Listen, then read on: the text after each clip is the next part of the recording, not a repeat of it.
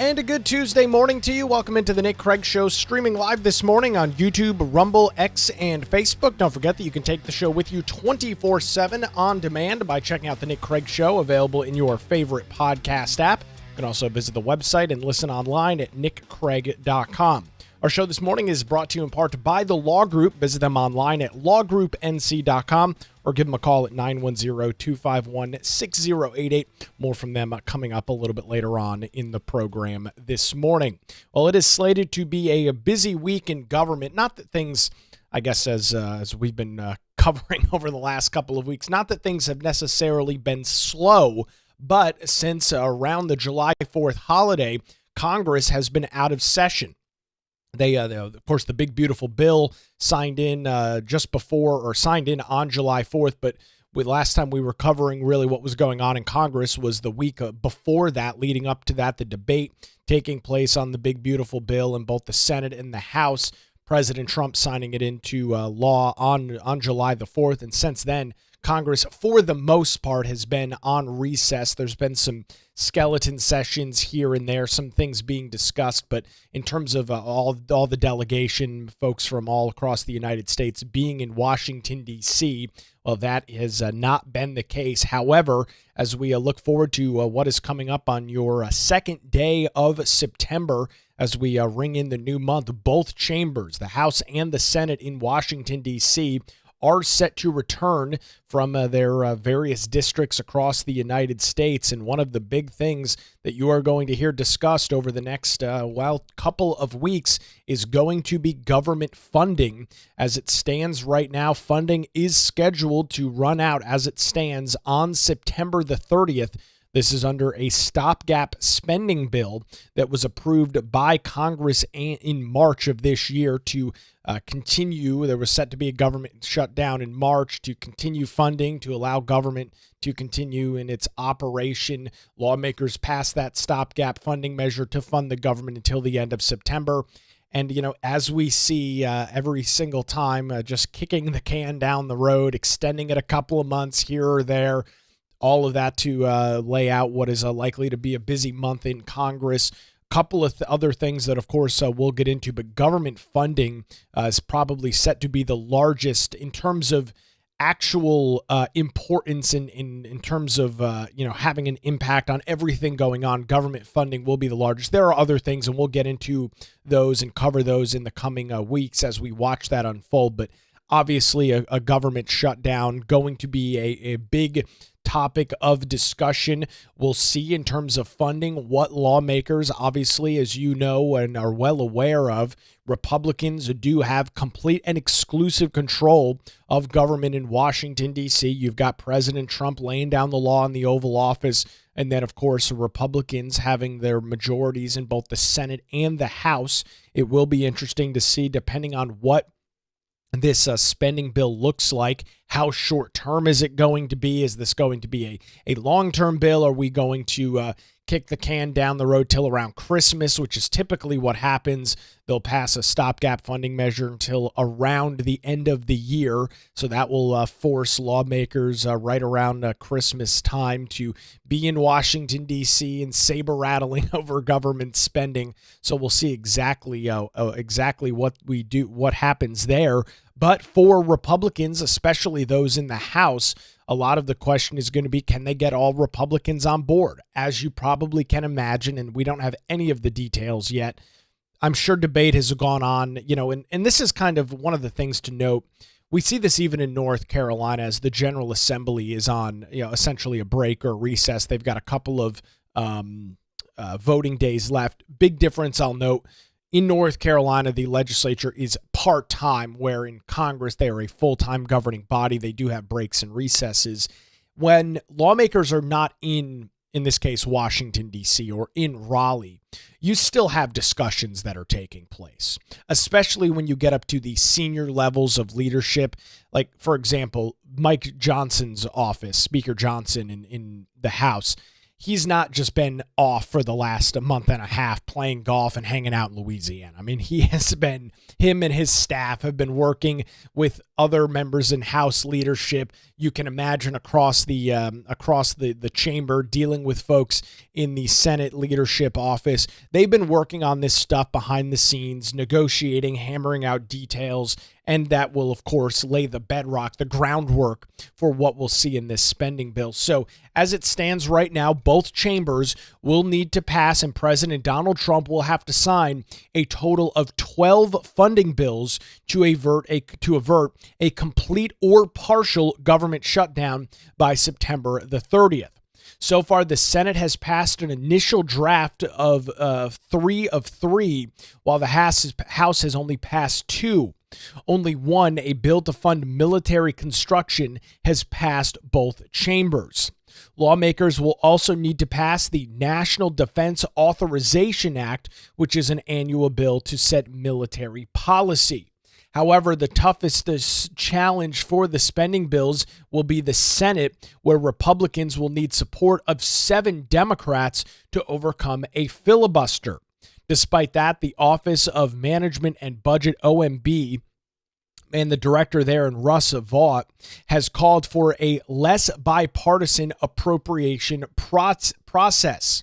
However, Senate Majority Leader John Thune, the Republican out of South Dakota, disagreed, telling reporters, quote, "It's going to take 60 votes to fund the government." So you've got some problems there. You've, of course, got Russ Vought, who is the director of OMB, a Trump pick to lead that, which, is not a surprise. It is the president's prerogative and directive to choose who leads OMB. Russ Vought wants the president's agenda to be put in full play. He knows very well that Democrats are not going to cross the aisle and support anything that Republicans want to do. I mean, we live in a very hyper-partisan time in politics, and both parties are guilty of this. Now, I would probably argue, and some may disagree with me, and if so, I'd be curious on what your feedback is, but for the most part, both sides don't support pretty much anything that the other does. Now, I think if you were looking at the odds, Republicans are more likely to support something that Democrats do. When you look at spending bills, you look at some of the things that were passed in the final 2 years of the Biden administration, when Republicans had control of the House, Democrats had control of the Senate, and of course the executive branch with Biden being the president. You saw Republicans more times than not standing with Democrats, and just a few of them supporting Democrat initiatives and getting those things over the finish line. I would argue that Democrats are less likely to do that than Republicans, and especially now, right? Let's look at the overall political temperature, the political atmosphere that exists in the United States. Right now, and we've talked about this over the last couple of months, the Democrat Party is struggling majorly with its base. When you look at polling numbers, when you look at approval numbers within the Democrat Party, they are at historic lows. And there are 2 reasons for that. One of those is that Republicans are just running rampant in Washington, D.C. They've got power of both houses of Congress and the executive branch. So for the most part, you've seen Donald Trump and conservatives and Republicans in Congress pretty much able to do whatever they damn well please. And while folks on the left may be frustrated and pissed off and upset about that, they won. And I mean, it's pretty simple. We had a major election back in November of last year. There were Republicans and Democrats on the ballot all over the United States. Trump had a massive win in the presidential election, not only the Electoral College, but the popular vote, very clearly showing very clearly telegraphing that the ideas that were being played out by those on the political left were not popular with the vast majority of the American voters. You had Republicans retaining their majority in the United States House, albeit by a slim margin, but even one vote is more than enough to get your agenda passed. And then, of course, flipping control in more votes than thought before, flipping control of the U.S. Senate from Democrat control to Republican control. A massive banner election cycle in 2024. Contrary to what the media might tell you, it was an overwhelming victory for Republicans. So when we look at why people are so pissed off with the Democrat Party, one is that the Democrat agenda is being hacked and slashed at lightning breakneck speed in Washington, D.C. And if you are a progressive Democrat and you are watching everything that you have fought for the last 4 years be completely dismantled in front of your very eyes, some things within the span of just days of Trump being in the Oval Office, in some cases hours after he was sworn in as the 47th president of the United States, signing executive orders and completely blowing out the Democrat agenda, you're going to be pretty pissed off. You're not going to have a positive view on the Democrat Party that let all of your ideas, all of your principles be completely blown out in the span of days, hours, if not weeks or months, which is exactly what you've seen happen in Washington, D.C. So one of the reasons that the Democrat Party approval is so low is because everything that they support, or a lot of their more progressive ideals, are being completely shot up and just destroyed. So that's one reason why Democrat Party morale and approval is so low. The other is probably why you will not see Democrats cross the aisle. There's a large contingent of those on the progressive left side of the political aisle that feel that Democrat lawmakers are not doing enough. Now, the reality is very simple. Democrats are not in majority. They don't have a majority in either chamber. And as the party that is not in majority, there's very little that you can do, especially when you've got somebody like President Donald Trump steering the ship from the Oval Office. He is not a weak leader. You may not like him as a leader, but he's not a weak leader. He is not somebody that rolls over on things often. Now, when something is a bad idea, when something doesn't play out as previously anticipated, he'll pivot. He'll change his thought.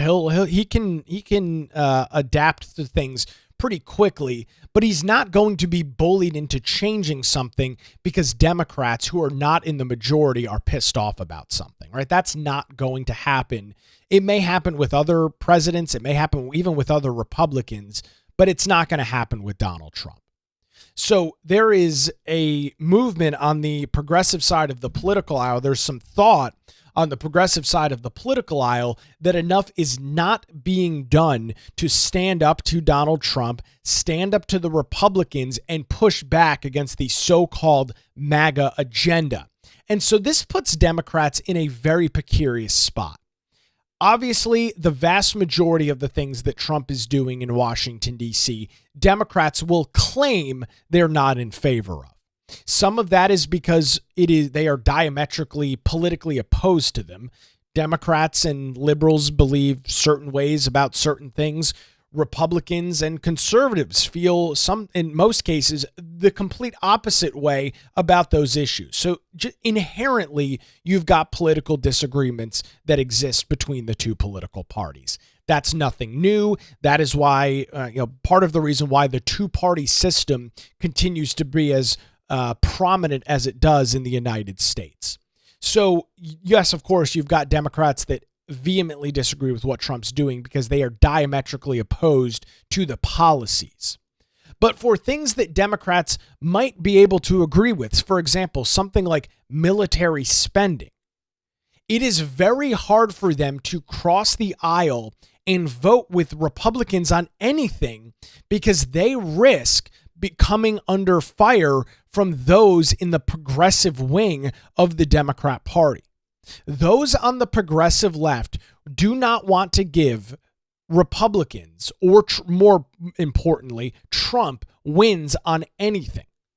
If Trump were to proclaim from the Oval Office today that it is Tuesday, September the 2nd, you would have those on the political left that would be adamantly against that and would call their Democrat lawmakers and make sure that they did not support a measure in which the president said today is September the 2nd, just because they refuse to give Donald Trump any solace and any credit for anything. And that's fine. This is a political strategy that you are watching play out. This is nothing new. But when you look at things like, for example, we're talking about spending, which runs out on September the 30th of this month, it is going to be very hard, especially for any Democrat senators that are on the ballot coming up next year. It is going to be hard for them to work with Republicans at all. Now, it's obviously an issue in the Senate where you're dealing with a 6-year cycle. It is even more important in the House where that cycle is ever repeating. It is going to be very, very tough for especially those in swing districts, swing counties, swing states, for them to work across the aisle on anything. Because if they do, you will see the progressive wing of the party latch onto those candidates and claim these people need to be primary. These individuals are not standing up strong enough against the evil, awful, terrible MAGA agenda. So it puts Democrats in a very precarious spot. Now, interestingly to note, Senate Minority Leader Chuck Schumer, of course, from New York, and House Minority Leader Hakeem Jeffries, also from New York, have called for pursuing a, quote, bipartisan pathway on appropriations, which is very interesting. The progressive wing does not like this. Those on the far left side of the political aisle do not like Chuck Schumer or Hakeem Jeffries, who I would argue Jeffries is more of a progressive than Schumer. Now, I think Schumer obviously has a much longer political tenure. I think he probably knows the political game better than most in Washington, D.C. I don't like Chuck Schumer. I don't like his ideas. I don't like the things that he stands for, but he is a smart political operator. Chuck Schumer knows the game, knows how it's played, and knows how to traverse that game very well. And the progressive wing has caused him some heartache over the last couple of years because he understands the path to victory. Again, when you're in the minority, you don't get victories very often. And most of the time, it's not about getting what you want. It's about getting less of what you don't want. I'll say that again. When you're in the minority, and this is something that Republicans struggle with as well.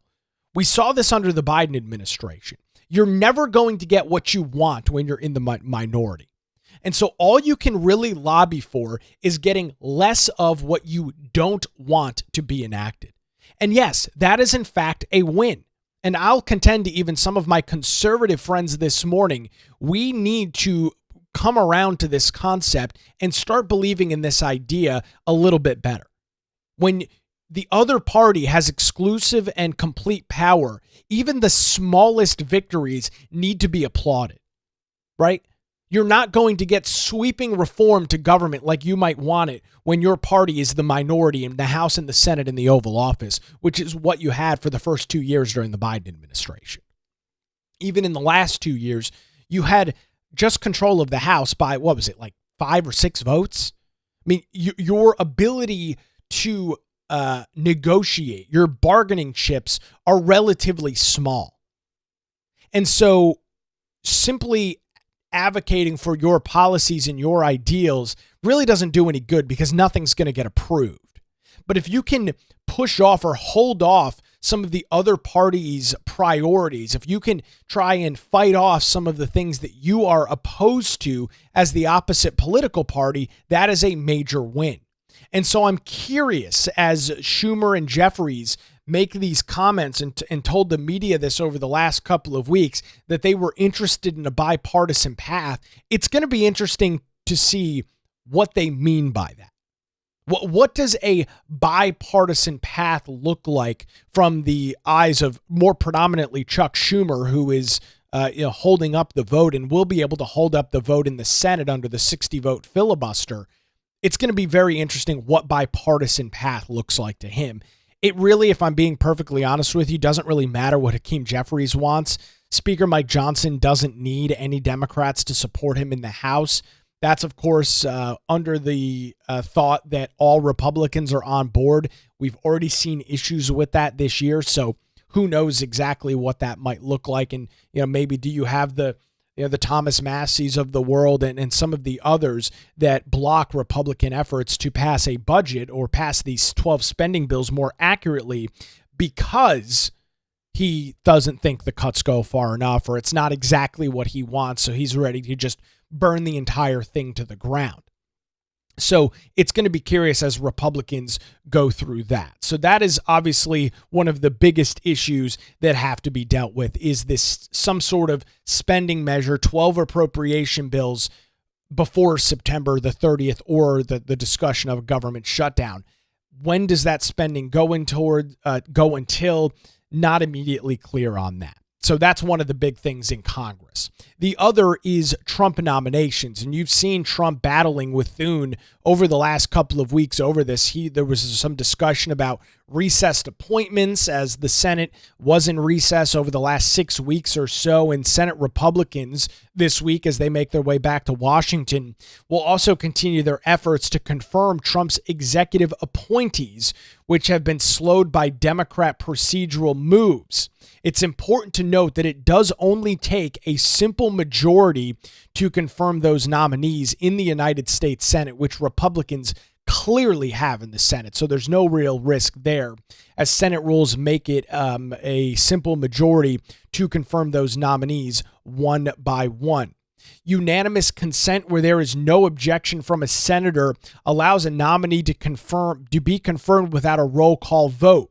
Democrats have refused to provide such consent, running out their time for each nominee going forward. This has led some Senate Republican leaders, including Leader Thune, to contemplate changing the Senate rules in order to allow for nominees to be confirmed expeditiously. Thune saying last month, quote, "I think they're desperately in need of a change, speaking of the rules. I think that the last 6 months have demonstrated that this process of nominations is broken. And so I suspect there will be some good, robust conversation about that." Democrats over the last 6 months have further blocked nominations through refusal to return their blue slips. You've likely heard about that phrase in the news a little bit, a tradition that allows senators to approve or block a judicial or U.S. attorney nomination in their home state. Trump has challenged the process, saying back on August the 25th that blue slips make it impossible for him to appoint a judge or U.S. attorneys in any state where you've got one, if not two, senators that are of the Democrat Party. Trump has also challenged that process as well. Meanwhile, Senate Judiciary Chairman Chuck Grassley, the Republican from Iowa, has rejected Trump's request to do away with the blue slips. Grassley, writing in a post on X back on August the 25th as well, writing in part, quote, "As a U.S. Attorney District Judge nominees without a blue slip does not have the votes to get confirmed on the Senate floor, they don't have the votes to get out of the committee." So that is one of the interesting things as well that we will see play forward, as Democrats are, again, doing exactly what you would expect the party not empowered to do, is to filibuster, no pun intended, to block and slow roll. And I will argue, and I will make the point that I hope Republicans take this same approach next time that they are not in power. Right? We have seen that Democrats are unwilling to approve nominations. And you might say to yourself, well, Nick, what's the issue here? This has got to be something that's pretty common. And, it is to some extent. But overall, when you see a political party that is not in power, like the Democrats aren't right now, yes, you can fight over legislation. Yes, you can fight over funding. Yes, you can fight over this and fight over that. Nominations typically aren't something that you fight over tooth and nail. Why? Because the party, in this case, the president that is sitting in the Oval Office, has exclusive authority for nominating judges and making some of these political appointments. Right? Those on the political left, or in the case of parties in general, those not in power, need to be a rubber stamp for appointments. Now, we've seen Republicans, and I would argue at this point, unfortunately, roll over and allow those appointees from Democrats to go forward. It's been very frustrating to watch because we see what the other side does. And this comes back to a broader and greater argument that I think Republicans really need to take to heart. It is time to play the rule by the same game. I get the concept of the high road. I get that we don't want to drag ourselves down into the mud like the Democrats. I get all of that. But the reality is very simple. If Democrats refuse to appoint Trump's appointments for United States district attorneys, so on and so forth, then next time, and it will happen sooner rather than later, the next time that Republicans are not in charge, they need to put up the same damn fight. I am sick of being the party of the so-called moral high ground when we watch Democrats block the agenda that Trump has got a relatively short time frame to get enacted. Midterm elections are a little more than a year away. This runway for the MAGA agenda, for Trump's agenda, is shortening every single hour over the next year. And especially as we get closer to the midterm elections, the late summer and fall of next year, you are going to find it much tougher for Trump to push forward some of his agenda items that might be more controversial. Because Republicans in swing districts, both in the Senate and in the House, are going to find it harder to support legislation that might be controversial. They are going to find it harder to support legislation that might cause them some political blowback. And so as Trump and as the administration continues to work through this stuff, the time is now. And if Chuck Grassley and John Thune want to allow this stuff to play out slowly, I'd say shame on them. We're in the driver's seat. I will remind you once again what happened in November of last year. Republicans had overwhelming majorities, top to bottom, from President Trump. Republicans were only supposed to have a 2 or 3 seat majority in the Senate. They have a 6-seat majority in the United States Senate, overwhelmingly exceeding expectations and continuing to hold control in the House. That does not happen by accident. That was not a fluke. That was not just 1 or 2 elections that went in favor of Republicans. That was not flipping a coin and getting lucky on election night and just winning some races. This happened as an overwhelming rejection of the Democrat Party and Democrat ideals. And it is so incredibly frustrating to watch Republicans allow Democrats to slow walk these processes, filibuster this process to the nth degree, and just block and slow down everything that the Trump administration is wanting to do. You don't have to love everything that Trump is doing. I don't. Right? There's a big battle going on in tariffs right now. We'll dive into that later on this week, or we're looking forward to diving in on that later on this week, trying to get some guests booked to talk about that. So I don't love everything that Trump's doing. Tariffs is a great example, but he's in power. He is in control. And he has the ability and, of course, has the absolute authority to nominate individuals for judges or U.S. attorneys. He has that ability. He has that authority. And if Democrats want to ignore the process because they hate Donald Trump, if Democrats want to pass up what has been in the past years of saying, you know what, we don't love this person, but we're not in charge. We're going to let the president play out their agenda. If Democrats want to ignore that, then I look forward to Republicans doing the same thing next time. It is time to either change the rules or give Democrats a taste of their own medicine next time they're in power. No more rolling over. No more saying, oh, we got to follow precedent. Oh, well, shucks. We just got to follow through and come along to get along. To hell with that. I'm over it. And so that's a major thing that you are seeing right now that is absolutely stonewalling the Trump administration. Now, there's a couple of other things to keep in mind as the House and Senate reconvenes today to begin a busy month of September in Washington, D.C. One of those is the federalization of Washington, D.C.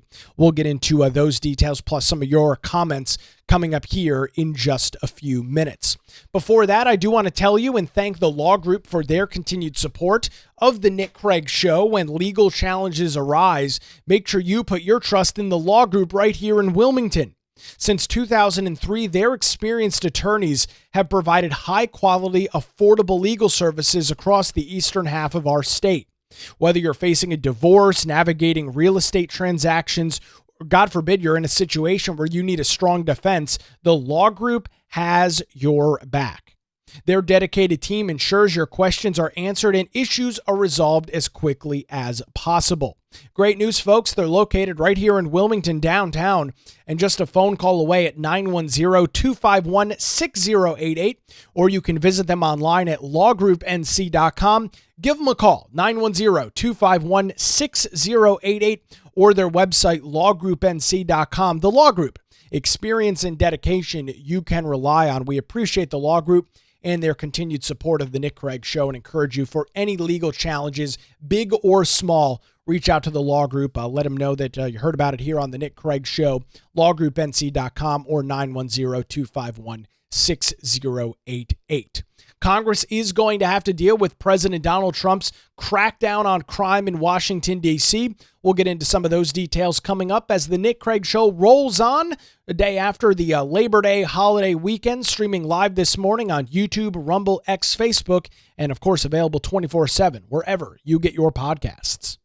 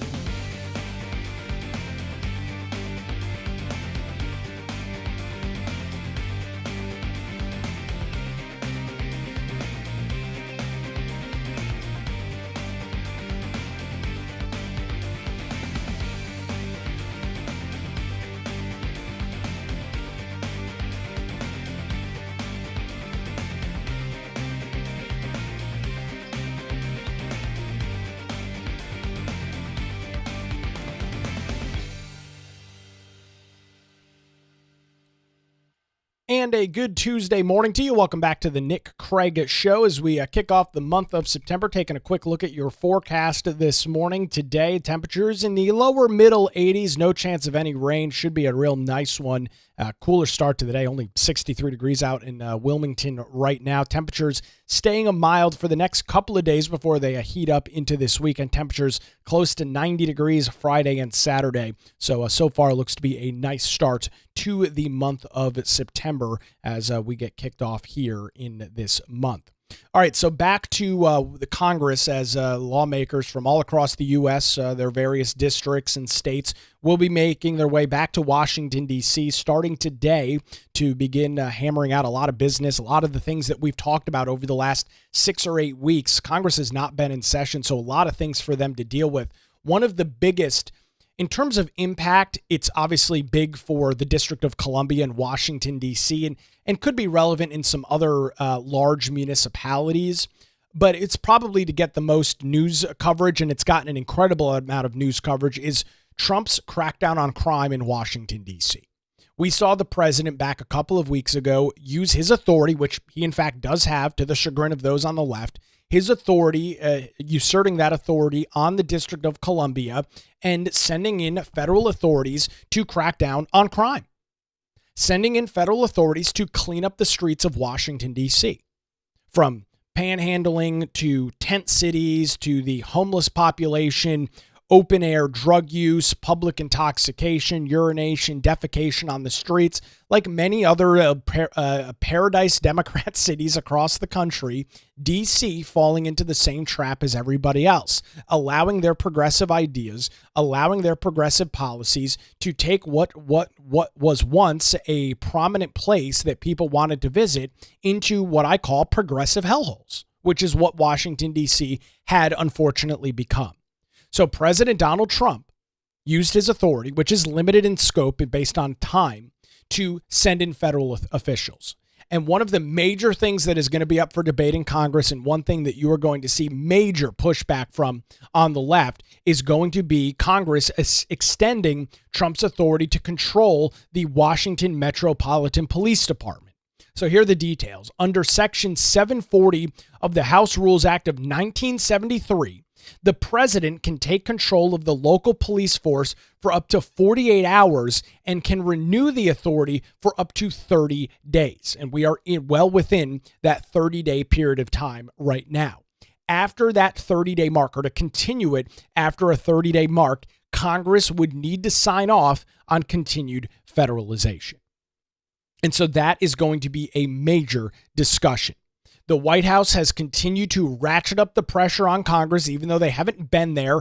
As I mentioned earlier, discussions are happening behind the scenes. House and Senate leadership, they are continuing discussions. You can imagine that they're probably, I don't know if they're talking with Trump, maybe they are, but they're talking to high up officials, Stephen Miller and other folks within the White House, talking to those either individuals or their leadership staff, talking to them about how to go through this process. White House Press Secretary Caroline Leavitt recently said that the administration will reevaluate and make further decisions after the 30-day period is up, saying, quote, "During the 30 days, our entire focus is making sure that this is the most efficient operation possible and that we are removing as many criminals from the streets and cleaning up D.C. as best as we can." In another executive action on August the 11th, President Donald Trump ordered the deployment of the National Guard to the District of Columbia. Any move by Congress to extend Trump's authority would require the consent of at least 7 Democrats in the Senate, which is probably, again, going to be hard to come by, again, for multiple reasons. No Senate Democrat wants to become the target of the progressive movement that will claim that they are green lighting, rubber stamping, signing on to President Donald Trump's authoritarian takeover of the District of Columbia. Of course, I say that incredibly sarcastically because, anytime President Donald Trump does anything, even this, which again, very clearly is stated in Section 740 of the House Rules Act of 1973, the president has 30 days and has 30-day window to take control of the Metropolitan Police Department in D.C. There's no question about that. It's not a gray area where it's not really clear. No, it is very clear and very obvious that the president has this authority. He has acted on that authority. He continues to act on that authority, and it will be interesting to see how that process plays out.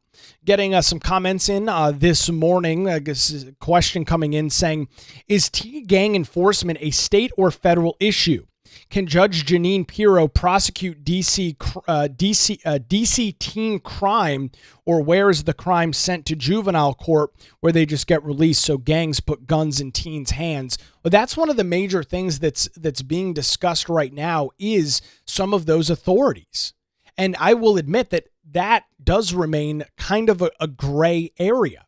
And one of the frustrating things, and this is nothing new, we've seen this literally since January 20th of this year, is when federal judges like Jeanine Pirro or somebody in her nature, and I know she hasn't been there since January 20th, her appointment is relatively recent, but when you've got individuals acting on authority in support of something that Donald Trump wants, you are seeing continued, and I will at this point argue, egregious lawsuits. Just over and over again, this consistent political lawfare over things being changed. And I'm not saying that there's no place for the courts in some of this. I'm not arguing that the court should just be null and void on this. Obviously, we live in a three-branch government system, and it's very important for those three branches to kind of be siloed and handle things their own manner. I'm not arguing that point at all. But what you are seeing is a strategy that is called and is named Sutil Blue. When something is going on politically, and I note that politically, very importantly, something that's going on politically that you disagree with. Like, for example, President Donald Trump using his authority over the Metropolitan Police Department, you see Democrats not trying to argue the merits of the issue, not trying to figure out a solution to the problem at hand, but you see consistent, overburdensome lawfare. They will just constantly take it to court. And this is an unfortunate strategy by those on the political left on things that are, in most cases, not in the purview of the court. But because our judicial system is so slow, because it is so overburdensome, because the wheels of justice turn so slowly, especially at the federal level, these things, many of these actions taken by a Republican administration or a Republican General Assembly, we've seen similar actions in North Carolina, some of these things can take years to go into place after the lawfare is all said and done. And by the time the lawfare is said and done and you're told by a judge, oh yeah, you were allowed to do this the whole time, you're out of power. You're no longer in office. Or the dynamics have changed so dramatically in a General Assembly or in Washington, D.C., that it's no longer relevant. And I'll give the Democrats credit where it's due. I don't agree with them. I don't support them. I don't support their policies. They have done a masterful job at using the legal system to block the agenda of opposition candidates and opposition administrations like you see right now. I will give the devil their due. They have done a masterful job at using the judicial system for that. I would argue and contend that's not the purpose of the judicial system. I think when we talk about three branches of government, I don't think the intention from our founding fathers was when something happens in one branch, you just use another to try and usurp that authority. I don't think that was the intention, but that's how the system is currently operating right now. Left-wing Democrat judges all across the United States trying to usurp their authority over the entire country. Fortunately, earlier this year, you did see some pushback on that. You did see some rulings that claimed that these federal district judges that are responsible for a relatively small geographic area, they do not have the authority to just say, oh yeah, throughout the entire U.S. now, you're not allowed to do this. Things have to be, for the most part, geographically bound to their area, because you had judges in California earlier this year, judges in Washington State earlier this year ruling on Trump's immigration, claiming that the president was not allowed to handle immigration issues on the East Coast. There is no jurisdiction for a federal judge in Washington State to determine what is going on in a state like Virginia. I mean, there's absolutely no authority over that, but we saw Sutil Blue play out. It had to be slapped back. It had to be reined in a little bit, but it's something that the Trump administration continues to struggle with. So those are some of the big ticket issues. There's, of course, plenty of other things that will be discussed in the coming days and weeks. Government spending, obviously a big one.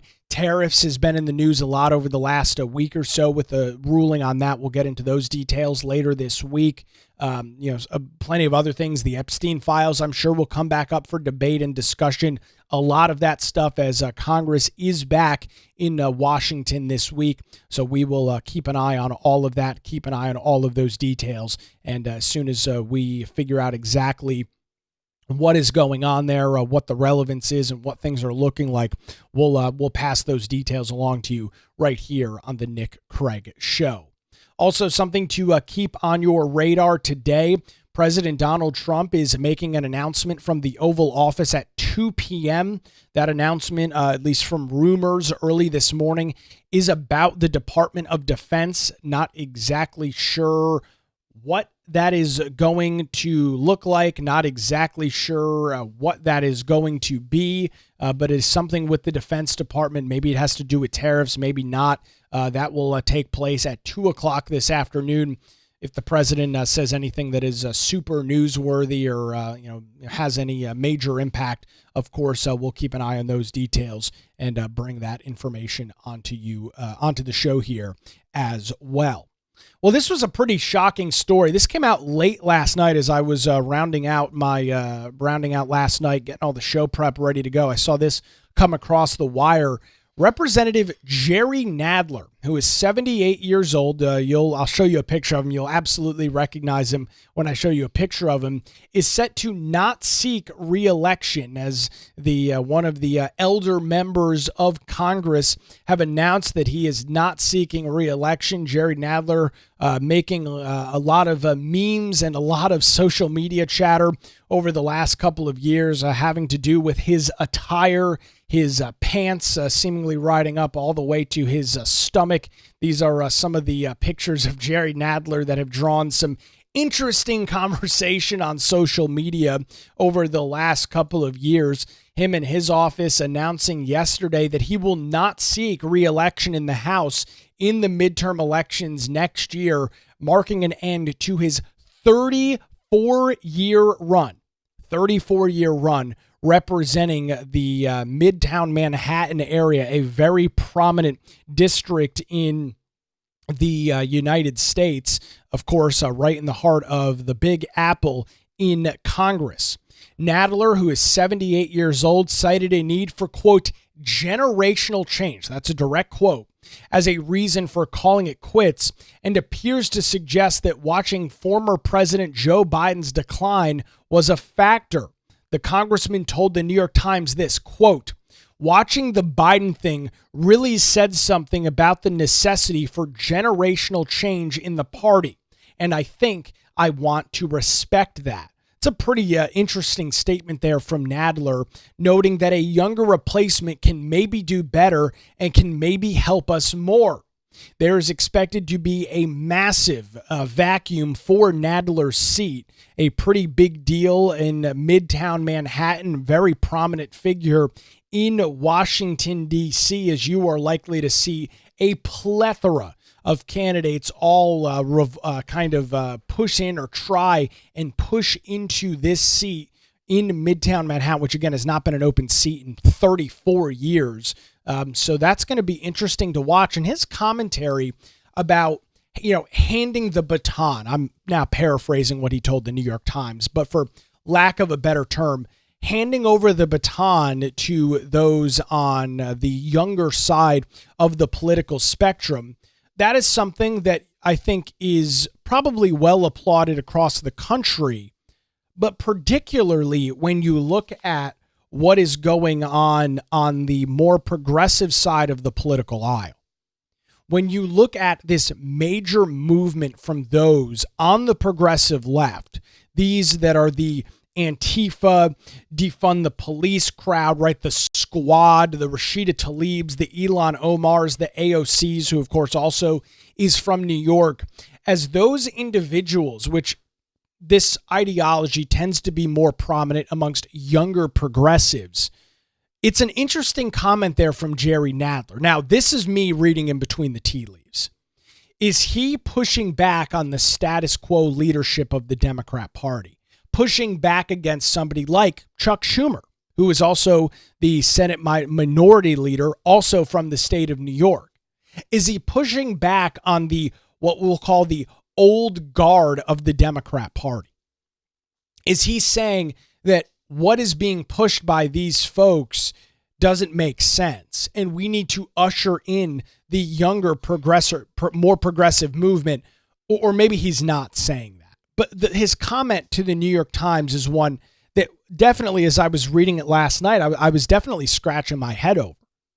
Because if in fact he is indicating that it is time for a more progressive movement, that to me would be a huge misstep for the Democrat Party currently. We are watching a mass rejection of crazy Democrat ideals. We are watching a mass rejection of the progressive movement. The soft on crime policies that you're watching unfold in cities across the country. You're watching this just out of control progressive movement that seemingly doesn't really have a whole hell of a lot of ideas, but is just running with all of these crazy policies all at the same time, not really honing in on one or two, but just kind of this blitzkrieg approach, right? Throwing spaghetti at the wall and seeing what sticks. This approach is not working. This approach is not popular, and I would argue it is being rejected by the vast majority of those in the United States. It is being rejected by a vast majority of those that are politically active. And for example, we'll talk about crime. For just this weekend in Chicago, one of the cities in which we were told there's no reason for federal authorities to step in. We were told by the progressive mayor in Brandon Johnson that there's no need for Trump to be singling out and targeting Chicago. Crime is not a problem. So as you would come to expect on a holiday 3-day weekend, there were 54 people shot, 7 people murdered in Chicago over the weekend. Right? These are the progressive ideas that are being rejected. These are the nonsensical political arguments that are being made by those on the left that are just not working. 54 people shot in Chicago over the weekend? 7 people shot and killed to ring in the new month of September? You're telling me this is a win? President Donald Trump just commented on this like just minutes ago on Truth Social, saying this: at least 54 people were shot in Chicago over the weekend. 8 people were killed. The last 2 weekends were similar. Chicago is the worst and most dangerous city in the world by far. Pritzker, talking about the governor, needs help badly. He just doesn't know it yet.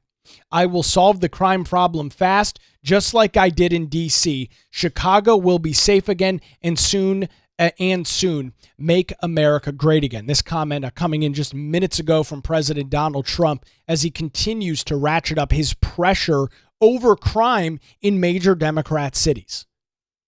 And he's absolutely spot on about it. This is an 80-20 winning issue for those on the GOP side, on the Republican, on the conservative side that understand that weak on crime policies, like in places like Chicago, like New York, like DC, like LA and Philadelphia and St. Louis and so on and so forth, all of these major blue Democrat cities, does not work. And so all of this ties into the comments from Jerry Nadler in his announcement that he is retiring. Is he ushering in individuals or trying to encourage and usher in individuals that have these same ideals, that are even more radical on things like crime, that are even more anti-police, more pro-criminal? Because if that's what he is ushering in, he is dooming the Democrat Party.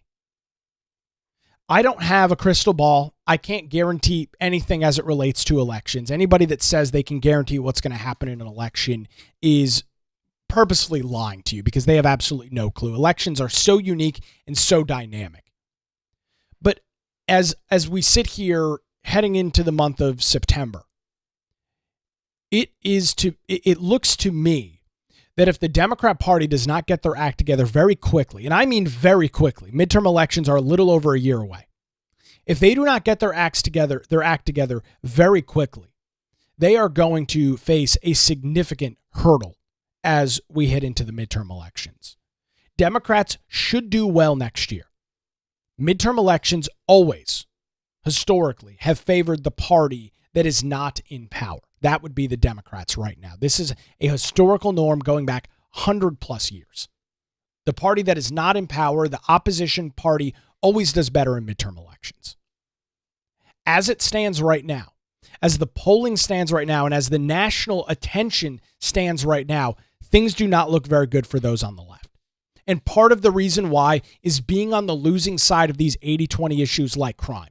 You've got a radical progressive mayor in Brendan Jones in Chicago that is making the argument, is making the point that crime is not a problem in his city, pushing back against what Donald Trump is saying. Meanwhile, 54 people were shot in his city over the 3-day weekend.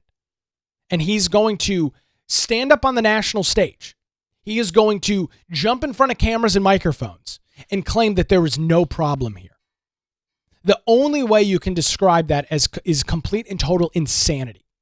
There is not a single person in the country that actually believes that 54 people being shot over a three-day span period of time is not an issue.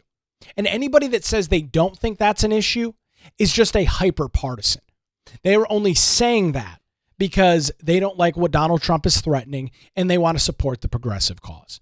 Any rational, sane, normal person would tell you 54 people being shot over Labor Day weekend is a bad thing and needs to be fixed.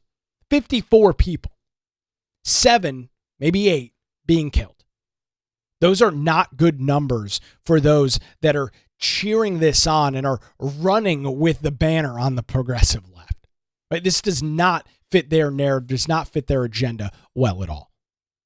And so with Nadler retiring, talking about passing the baton to a younger generation, it's going to be interesting to see. You're already seeing in New York City with Zohran Mamdani, this more progressive radical wing trying to take over the Democrat Party.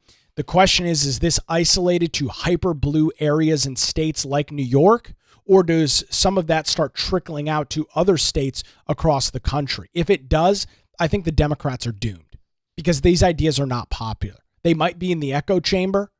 If you're a radical progressive in New York City, you might think this is the greatest stuff you've ever heard. But when you poll the vast majority of Americans, even those that are on the Democrat side of the aisle, they don't like this stuff. They don't like the soft on crime. They don't like the anti-police. They don't like the Antifa movement. They don't like protesters blocking major highways at rush hours, screaming about Palestine. They're not in support of this stuff. It's incredibly radical, and it's only popular amongst a very, what I'll call small but vocal subset of those on the Democrat side of the aisle. So a lot to kind of deconstruct with this. With Nadler announcing he's out, the vacuum is going to now exist in that Manhattan district. It's going to be interesting to see who jumps into that race and who really kind of takes control of that. I'm sure Zohran Mamdani will have some part to play in that. Yes, he's got his race later this year, but it's going to be interesting to see if he backs a more progressive wing candidate and kind of propels them through the primary, which will take place in March of next year. And then, of course, onto a general election coming up in November of 2026. We'll keep an eye on all of those details. I want to remind you that if you are interested in getting access to daily show notes and more, you can head on over to patreon.com/Nick Craig. We have a monthly hangout. We had that last week. A great hangout as always. $5, $10 a month. You can also set a custom amount if you believe that you are getting some value from the show each and every weekday morning. Patreon.com/Nick Craig. We've got a great group of folks supporting over on Patreon. I can't thank them enough for giving me and allowing me the opportunity to do this show each and every weekday morning with their financial contributions and support. Patreon.com/Nick Craig. Well, ladies and gentlemen, that is going to do it for a Tuesday edition of the Nick Craig Show. We'll watch President Trump's announcement 2 o'clock this afternoon and see if we get any new details out of Congress. We'll have those details coming up for you tomorrow morning. Thanks to the Law Group here in Wilmington for their continued support. Visit them online at lawgroupnc.com. The Nick Craig Show live weekday morning, 7 a.m., YouTube, Rumble, X, Facebook, and 24/7, wherever you get your podcasts. Have a great Tuesday.